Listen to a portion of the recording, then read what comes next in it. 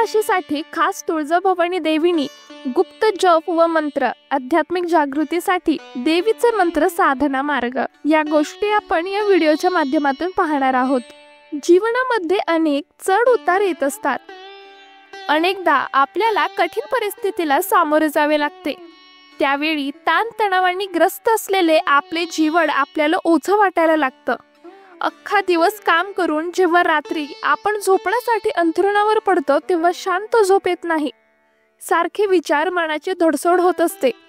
अनेक स्वप्नांचा अर्थ लागत नाही तरीही आपण त्याचा विचार करत बसतो आणि त्यात वाईट स्वप्न असेल तर दिवस त्याचाच विचारामध्ये आपण गुरफटून जात असतो। कुटुंबात कोणाशी बोलावेसे वाटले, खूप मन मोकळं करावंसं वाटलं तरी देखील ऐकणारं कोणीच नसतं। मनाला साथ देणारी कोणी नाही असंच वाटत असतं।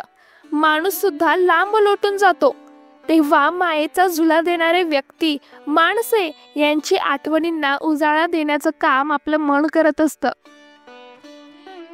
जेव्हा सगळे मार्ग संपतात तेव्हा एकच दरवाजा उघडा असतो। ज्याप्रमाणे कोरड्या झाडाची दशा झालेली असते, सुकलेलं कोरडं पान तुटून जमिनीवर पडलेलं असतं, त्याच वेळी एक दैवी किरण आशा घेऊन आपल्याकडे येते आणि त्या सुकलेल्या झाडाला नवीन पालवी, नवीन फूल, नवीन फळ बहरायला मदत करते।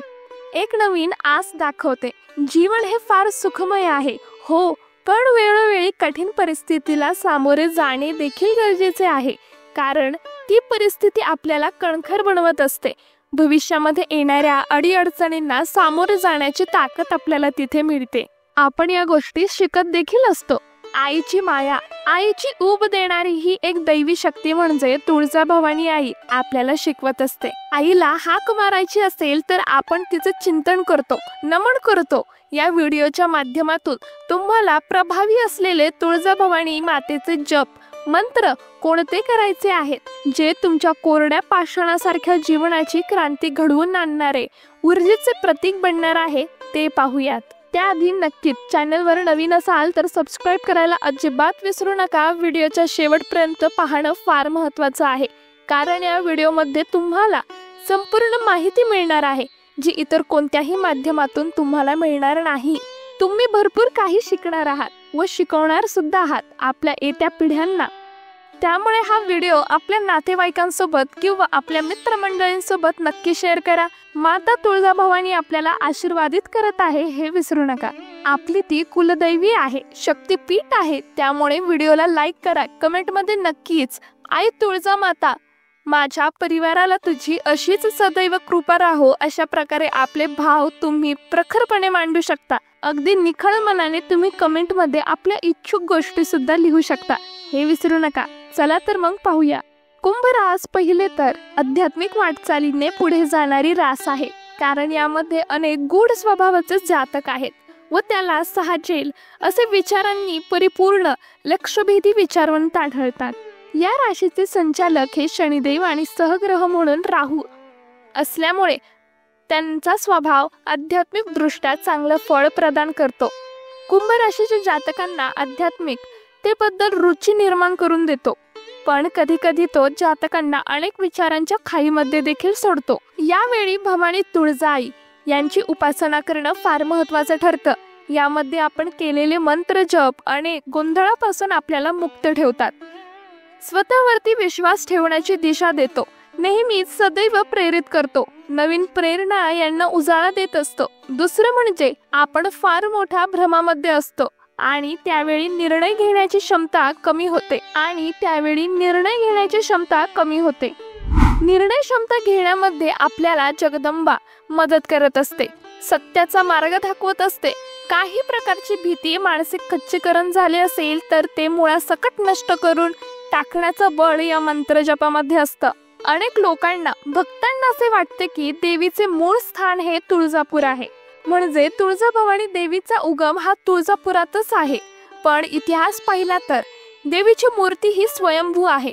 स्वयंभू याचा अर्थ म्हणजे स्वतःहून प्रकट झालेली, व हे एक शक्तिपीठ देखील मानले आहे। शक्तिपीठ म्हणजे माता सती यांचे देहाचे भगवान विष्णूंनी सुदर्शन चक्राने अनेक भाग केले होते आणि ते पृथ्वीवरती अनेक ठिकाणी विखरले गेले व त्याला शक्तिपीठ असे नाव पडले। त्या शक्तिपीठामधला तुळजाभवानी देवीची मूर्ती एक शक्तिपीठ मानले गेले आहे. देवी रहस्य नावाच्या ग्रंथामधून देवी माता तुळजाभवानीला स्मशानवासी योगिनी हे देखील म्हणले गेले आहे. याचा अर्थ असा की तुळजा आईकडे मृत्यू आणि पुनर्जन्म या दोन्हीवर राज्य करणार अशी शक्ती आहे, असे देखील उल्लेख आपल्या ग्रंथांमधून मिळतात. देवीने तुळजापूरच्या जंगलामध्ये तेही जुन्या ठिकाणी क्षेत्र आहे, परंतु त्या युद्धानंतर संपूर्ण पृथ्वीवरील अत्यंत बलशाली ब्रह्मांडाचे तेज शोषण करून देवी तुळजा हे नाव धारण केले. या नावाचा अर्थ पाहिला तर तारखेने म्हणजे सर्व गोष्टीतून मुक्त करणारी, सुटका करणारी, एकमेकांच्या कर्मामध्ये गुंतून गेलेल्या वादातून सोडवणारे, मुक्त करणारे, सुटका देणारे हा अर्थ स्पष्ट होत असतो. शक्तिपीठाचा जागरूक काळ म्हणजे दुपारी, तेही 12 ते 3 असे म्हणणे तेथील पुजाऱ्यांचे आहे. ते म्हणतात, जर या कालावधीमध्ये तुम्ही देवीला आपल्या इच्छा आकांक्षा व्यक्त केल्या तर त्या देवीपर्यंत नक्की पोहोचतात व तुम्हाला सकारात्मक ऊर्जेचा आभास देखील होतो. तुमच्या इच्छा आकांक्षा देखील पूर्णतः फळाला येण्याचे दिसून येणार आहे. कुंभ राशीसाठी आपण देवीचे गुप्त मंत्र व त्यावर पडणारा प्रभाव पाहिला तर कुंभ राशींच्या जातकांवर शनी आणि राहू यांचे नेतृत्व असल्याचे सगळ्यांनाच ठाऊक आहे व त्यांचा प्रभाव कमी करण्यासाठी हा गुप्त मंत्र जप करणं फार महत्त्वाचं ठरणार आहे. त्याच आसपासचा असर बीज मंत्रावर आधारित असल्याचे दिसून येते. हा मंत्र शनी आणि राहूच्या अशुभ फळाची पडणाऱ्या प्रभावापासून रक्षा करण्याचं काम करत असतो. हा मंत्र तुम्हाला अगदी स्पष्टपणे उच्चार करण्याची आवश्यकता असणार आहे. त्यामुळे हा मंत्र तुम्ही लिहून घ्या अथवा स्क्रीनशॉट मारा, ज्याने तुमचे उच्चारण चुकणार नाही. आपण हा जप पाहणार आहोत व या मंत्रापासून कोणते प्रभाव पडणार आहेत, ज्याने तुम्हाला शांती प्रदान होणार आहे, तेही समजून घेणार आहोत. ओम ह्रीं क्लीं चामुंडायै विच्छे. ओम ऐं ह्रीं श्रीं तुळजाभवानी देवै नमः. या स्तोत्र मंत्राचे विश्लेषण केले तर याचा अर्थ ओम याचा अर्थ संपूर्ण ब्रह्मांडामध्ये या एका शब्दाची ऊर्जा प्रवाह वाहत असतो. ह्रीं याचा अर्थ महाशक्ती. हा मूळ श्लोक मंत्र अनेक ग्रंथ पौराणिक पुराणांमधून घेतला आहे. यामध्ये श्री दुर्गा सप्तशक्ती, मार्कंडेय पुराण, कालिका पुराण व इतर पुराणांमध्ये देखील हे श्लोक वर्णित केले गेले आहेत. तुम्हाला यामधून जीवनामध्ये कोणते प्रभाव पडणार आहे ते समजून घेऊयात. तुम्हाला विचारामधून पडलेले, घडलेले, कल्पनांमध्ये गिरवलेल्या गोष्टींचे वाईट स्वप्न रूपामध्ये रूपांतर होऊ नये म्हणून हा मंत्र उत्तम काम करेल, ज्याने तुम्हाला वाईट स्वप्न पडणार नाहीत. त्याचप्रमाणे अचानक अकालीन संकट घडू शकतात जे आपल्याला देखील माहीत नसते. अशा संकट सुद्धा टळून जाण्याचा प्रभाव कमी होणार आहे. मनामध्ये भ्रमित विचारांनी गुरफटलेले जातक असाल तर या मंत्रामुळे मानसिक स्थैर्य तुम्हाला मिळणार आहे. तुम्ही सकारात्मक ऊर्जांनी परिपूर्ण असाल. त्याचप्रमाणे आध्यात्मिक दृष्ट्या तुमची ऊर्जा सक्रिय होणार आहे. देवी प्रति आस्था अजून बळकट होणार आहे हे लक्षण दिसून येणार आहे. परंतु ही साधना करण्यासाठी सुद्धा विशिष्ट नियम व पद्धती असणार आहेत.